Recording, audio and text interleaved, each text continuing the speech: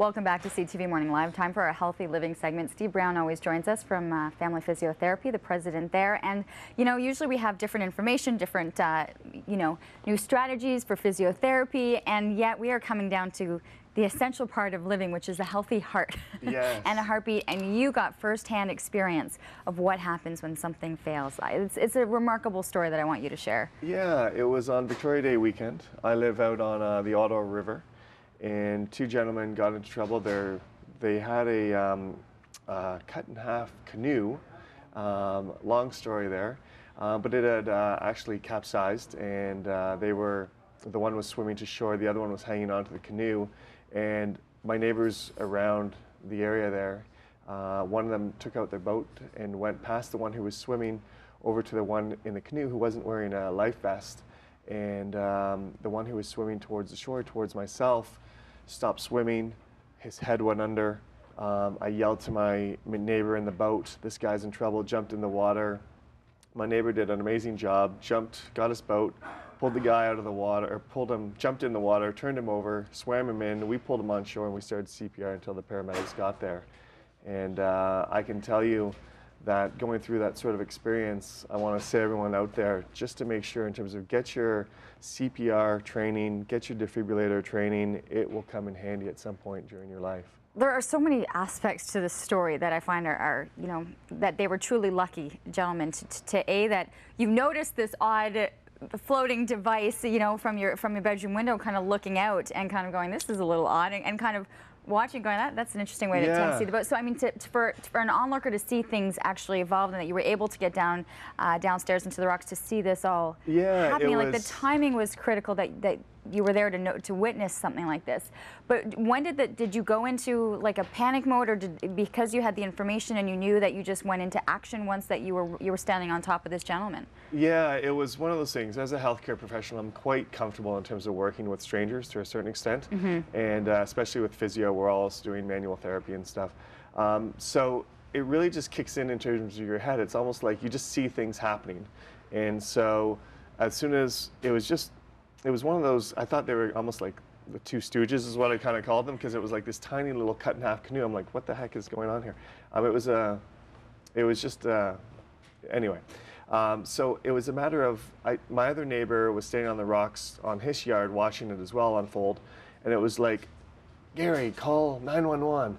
Got in the water, Peter, and Peter did a great job, and there were some onlookers in the canoe. I yelled at them to go get the other guy who didn't have his life vest from there. Because he had still been left out, because all the attention. It had gone from kind of stupid to serious within like seconds, and that's why it was like you have to be able to react. And I didn't realize that, and his daughter actually stopped in at the house to thank us on Friday evening, and she had told me that he wasn't the best of swimmers, and that he was inhaling water as soon as he went into the water. So he only got about 40 yards. He was about 100 yards offshore. He only got about 40 yards before his heart stopped and he went under. And that was something that you realized, that once the head went in, that it was imminent danger, like things weren't well. But you went into action right away, but it took some time for paramedics and stuff to arrive. So you had to have been on, like you're doing the compression. Really saved his life. That's right. Both Peter and I worked back and forth in terms of with the CPR, and as we know, the compressions are they saying is what really matters a lot, plus the airway as well. And my other neighbor was on the phone, and it was great because 911 was walking us through stuff as well, but it was like 200 compressions in 2 minutes. You're doing 100 compressions as fast as you can go, as hard as you can go to keep that heart going.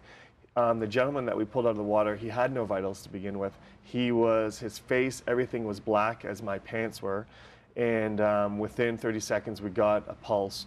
Within a little bit, because he was unconscious, we got some more deep breathing. This man had a lot of water in his lungs, and so when the paramedics came, the one police officer came, we took open his shirt, they defibbed him. I passed on the CPR to the fireman.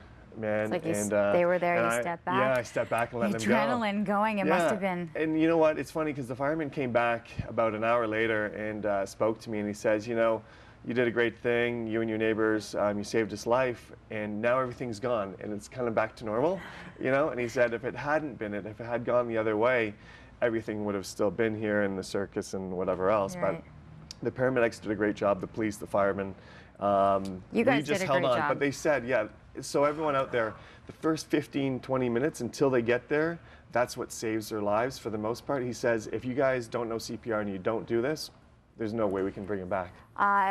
There are so many different facilities, so many different ways for you to get your certification, or just even having a basic training as a better understanding. So, you know, check out information. I'm sure you'll be asked a lot more questions. City of Ottawa Paramedic Society or Service. Yeah, they've got it all there on their website. Just go ahead and Google that, and by all means, get trained. It will happen in your lifetime. You will need to use this. That is amazing. Well, you know, congratulations. How do you say congratulations? It's one of those. It's a remarkable story, and I think a lesson for all of us, definitely. We do have to take a break.